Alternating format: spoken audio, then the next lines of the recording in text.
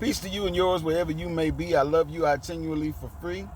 I just want to do a little quick video about some statements that Geragos, the defense attorney for Cain Velasquez, made in public, and how, I'm not an attorney, and and he's a high-paid, high-power attorney, quotations. But he came out with this public defense of what Cain Velasquez did was reasonable. Anybody would do that. It's understandable. As far as I understand, that's no legal excuse. Just because anybody would want to do that, that's not a legal excuse.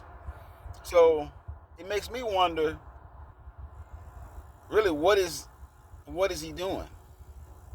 I feel like he has to backtrack. He'll have to backtrack on that. I really believe that the way forward for Cain is to establish the fact that he was insane at when the situation happened, and even still, he is affected mentally and emotionally to the degree where he could not make a good decision. He really wasn't making a decision. I think the fact that with his career he has so much head trauma, I think that he could also be suffering from some of the syndrome that the NFL players have been documented to suffer from. So, and that none of those things would come into play had somebody not molested his child. That was the impetus of the thing. But to say that the issue here is that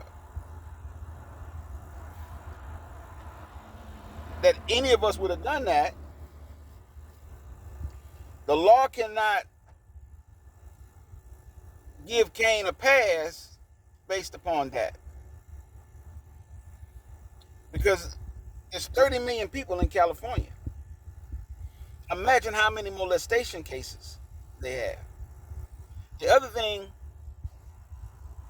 that, murders, anything, when people want to take, the law into their hands, and we all would under that circumstance, or most of us would under that circumstance, want to take the law into our own hands, and,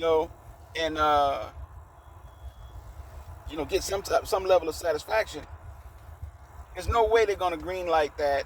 No way that's going to go through. The only hope of that even working is a nullified jury. And he, as an officer of the court, cannot push for a nullified jury. He cannot be seen as trying to create an environment where a jury of Cain's peers cannot be assembled. And I'm not saying that that's what he was doing in doing that, but it just seemed like, what it seems like is salesmanship. Now, I started off by saying I'm not an attorney, but I am a salesman. And I know quite a bit about sales. And sales is always directed to a certain audience. And so the audience, if he's selling, and I do believe he was, the audience that he's selling to is Cain and his benefactors. That he is not really mounting a defense. He's basically pacifying them, making them feel good, and willing to walk forward with the argument that they're presenting to him, and collect his check. You know, I don't know if he's doing all of that, but we'll see over the the next few weeks or whatever. We'll see what he comes forward with. One thing that I'm gonna probably do a video about this. I've already started gathering the information, but you know, I really need to have the stuff in front of me in order to speak on it. But I want to speak on the disparity in the sentencing of child molesters as opposed to nonviolent gun crimes and crimes in general in California. So, for instance, if a felon has a firearm, is caught with a firearm, the maximum fine that they can get is actually less than the maximum fine of, no, I'm sorry. Okay, let me see how that works. The penalty for a nonviolent gun crime, such as carrying, in terms of the fine, is stiffer than if you molested a child. So, you pay up to $7,000 if you are caught with a gun and you're not supposed to have a gun, but nobody was hurt and there was no clear intent of you hurting anyone. And, let's be clear, there are a lot of very simple felonies that people can be convicted of. And my position on felons and guns is that I think the Second Amendment applies to everybody, basically.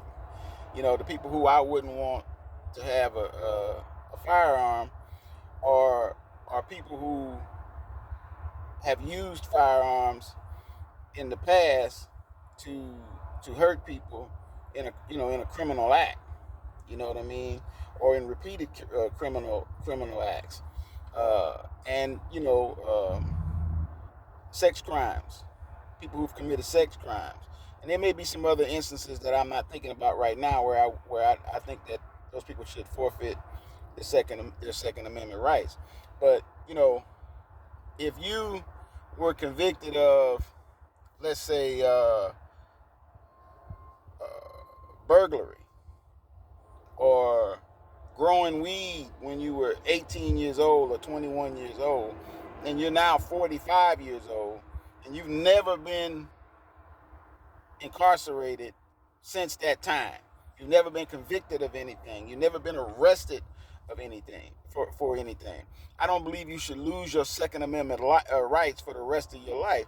You have demonstrated in the last 25 years that you are not a criminal because you have not committed any criminal acts. I think that your full rights of citizenship should be restored. That's my opinion.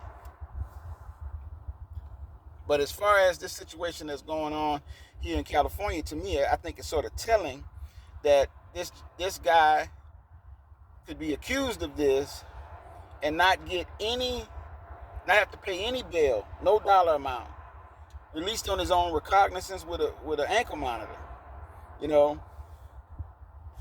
and there's no dollar amount satisfactory for Cain Velasquez. So the child, molestation is a violent act. And it's a violent act on the people who can least defend themselves. Children, arguably least defend themselves. So how is it that that's less important? I don't get it. I don't get it. But anyway, I meant this be 5 minutes and I went 10. So love y'all for free. Peace.